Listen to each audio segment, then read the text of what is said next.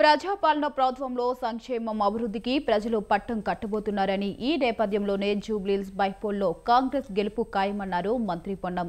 గత 10 ఏళ్లలో జూబ్లీహిల్స్ అభివృద్ధికి బీఆర్ఎస్ చేసిందేమీ లేదని ఆయన కాంగ్రెస్ అధికారంలోకి రాగానే ఇందిరమ్మ ఇల్లు మంజూరు చేసినట్లు తెలిపారు.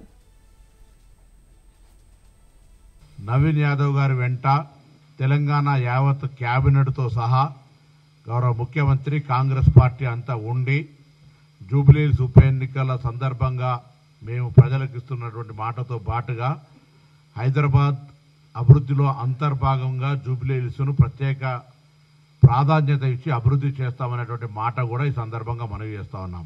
గత 10 సంవత్సరాలుగా అక్కడ టీఆర్ఎస్ శాసనసభ్యుడు ప్రాతినిధ్యం వహించినప్పటికీ ఆ నియోజకవర్గంలో పర్యటించే సందర్భంగా చూస్తే అధికార పార్టీ శాసనసభ్యుడిగా ఉన్న ఈ నియోజకవర్గం ఇంత నిర్లక్ష్యానికి గురైందా? గతంలో మేము అధికారంలో ఉన్నప్పుడు చేసిన పనులు తప్ప త్రాగునీటికి సంబంధించి కానీ డ్రైనేజ్ సిస్టమ్ మీద కావచ్చు ఇతరత్ర ఎక్కడ కూడా సింగిల్ పని జరగలేదనేటువంటి అంశాన్ని గమనిస్తే చాలా బాధ కలుగుతూ ఉంది. అందుకే కంటోన్మెంట్ ఉప ఎన్నికల మాదిరిగా అక్కడి ప్రజలు ఏ విధంగానైతే అధికారంలో ఉన్నటువంటి రాష్ట్ర ప్రభుత్వ ప్రతినిధిగా గణేష్ గారిని గెలిపించుకున్నారో ఇప్పుడు కూడా జూబ్లీహిల్స్ ఎన్నికల్లో అధికార పార్టీకి సంబంధించినటువంటి నవీన్ యాదవ్ గారిని గెలిపించుకోవడం ద్వారా ఈ నియోజకవర్గాన్ని కూడా అభివృద్ధి చేయాలనే ఆలోచనతో జూబ్లీహిల్స్ ప్రజలు ఉన్నారు. మాటలకే పరిమితమైన డబుల్ బెడ్రూమ్ కూడా జూబ్లీహిల్స్లో ఒక్కటి కూడా ఇవ్వలే. మేము ఈ సందర్భంగా టీఆర్ఎస్ పార్టీకి ఛాలెంజ్ చేశాం. మేము డబుల్ బెడ్రూమ్ ఇండ్లు ఇస్తే అక్కడ ఓట్లు కూడా అడగమని. జూబ్లీహిల్స్లో ఒక్క డబుల్ బెడ్రూమ్ కూడా ఇవ్వలే, ఒక్క రేషన్ కార్డు ఇవ్వలే. అదేవిధంగా ఆ ప్రాంత ప్రజల సమస్యలు పట్టించుకోలేదు. అటువంటి సందర్భంలో కాంగ్రెస్ పార్టీగా మేము అధికారంలోకి వచ్చిన తర్వాత గ్రామీణ ప్రాంతాల్లో అందరికీ నియోజకవర్గానికి 3500 ఇళ్లలో భాగంగా జూబ్లీహిల్స్లో కూడా ఇందిరమ్మ ఇళ్లు ఇచ్చే కార్యక్రమాన్ని కొనసాగిస్తాం. ఇప్పటికే గౌరవ గృహ నిర్మాణ శాఖ మంత్రి గారు 1+1 కట్టుకోవడానికి కూడా హైదరాబాదు లాంటి అర్బన్లో మరి స్థలాల అవైలబిలిటీ తక్కువ కాబట్టి ఆ ఇందిరమ్మ ఇళ్ల నిర్మాణం ప్రక్రియను కూడా వేగవంతం చేస్తాం. నిన్న మన కొత్తగా ఆటోలలో ఎక్కి పెద్ద పెద్ద మనుషులు ఆటోలలో ఎక్కి ప్రయాణం చేస్తూ ఉన్నారు. నేను అడుగుతా ఉన్న టీఆర్ఎస్ పార్టీని రవాణా శాఖ మంత్రిగా 2012లో బొత్స సత్యనారాయణ గారు రవాణా శాఖ మంత్రిగా ఉన్నప్పుడు తప్ప కనీసం కొత్త వాళ్ళు ఉపాధి ఆటో కార్మికులుగా ఆటో వాళ్ళుగా వాళ్ళ కుటుంబాలను నడుపుకునే అవకాశాన్ని కూడా మీరు ఇవ్వలే.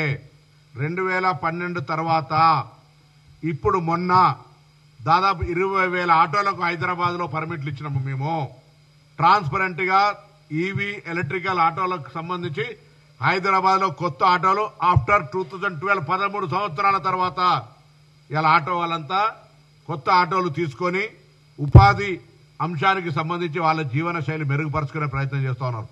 నా తెలంగాణ రాష్ట్ర ఆటో కార్మికులందరికీ విజ్ఞప్తి చేస్తాను, అది తప్పకుండా అమలు చేస్తాం. మీకు సంవత్సరానికి 12,000 రూపాయలు ఇచ్చే వాగ్దానం పట్ల మాకు చిత్తశుద్ధి ఉంది. ప్రభుత్వంలో ఆ చర్చ జరుగుతూ ఉంది. దాని వాతావరణం సానుకూలంగా ఆర్థికపరమైన కొత్త వెసులుబాటు రాగానే కార్యక్రమం చేస్తామనే మాట మనం చేస్తా ఉన్నాం. ఇలా హైదరాబాద్ సంబంధించిన మాట్లాడుతూ ఉన్నారు. Hyderabad brand image, core urban development కు సంబంధించి రాష్ట్ర వ్యాప్తంగా అన్ని రకాలుగా అభివృద్ధి జరగాలని గౌరవ ముఖ్యమంత్రి గారు మున్సిపల్ శాఖ మంత్రులుగా అనేక రకాల అభిప్రాయాలను తీసుకొని హైదరాబాద్ ఇన్నర్ రింగ్ రోడ్ గాని అన్ని రకాల అభివృద్ధి కార్యక్రమాలు కొనసాగిస్తా ఉన్నాం.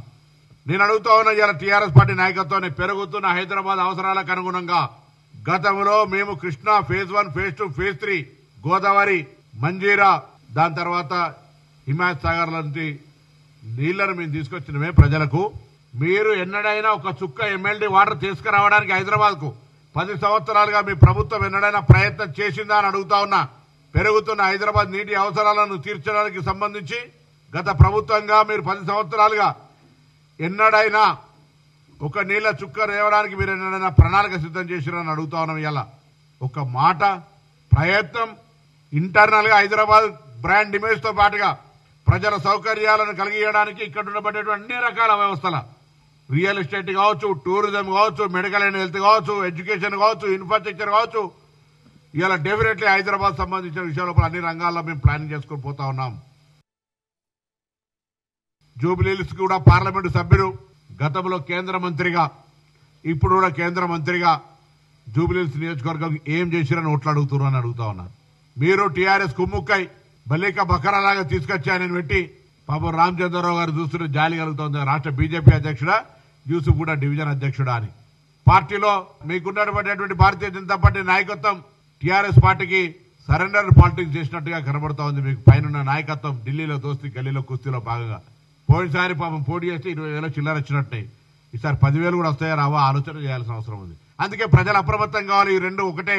కిషన్ రెడ్డి గారు నేరుగా అడుగుతా ఉన్నాం, రండి బహిరంగ చర్చకు. మీరు 10 సంవత్సరాలు ప్లస్ 12 ఏళ్ల కేంద్రం నుంచి ఏం తెచ్చిర్రో, 10 సంవత్సరాల నుంచి టీఆర్ఎస్ నుంచి వాళ్ళు ఏం చేసిరో, 2 ఏళ్లలో మేమేం చేసిండో యూసుఫ్ కూడా చౌరస్తా మీద చర్చకు సిద్ధం.